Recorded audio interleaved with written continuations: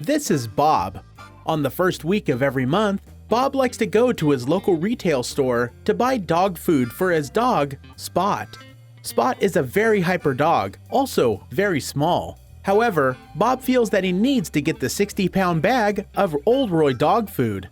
Since Bob is old, he cannot lift such a big bag.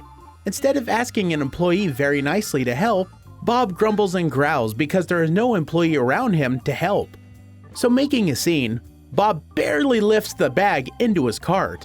After performing the back-breaking work, he proceeds to walk over to the dog medicine. There, he needs some flea medication for his dog, Spot. However, all the medication is currently locked up and he needs an employee to unlock it. Assuming that he'll get special treatment because he is the customer, Bob is in shock when the employee says, "I'm sorry, sir, I have to take this up to the front." Bob cannot believe it. How dare this employee treat him like a criminal? Bob gives the employee a piece of his mind and more than likely ruining the employee's day. All because Bob feels like he's being treated like a criminal. Bob then goes up front to pay for his dog food. During the transaction, he also gives the cashier a piece of his mind. The cashier does not care about Bob's bitching. The cashier smiles and hands him the receipt.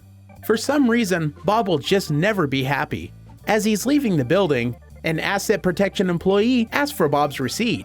Again, Bob is in shock. Why is he being treated like a criminal?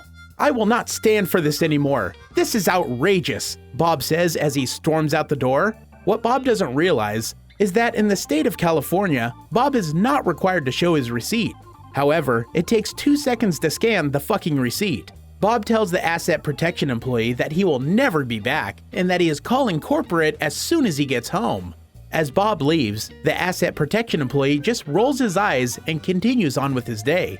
Bob feels like that he has won a big battle. However, employees know to avoid Bob when he comes into the store. This is why he received no help with his dog food.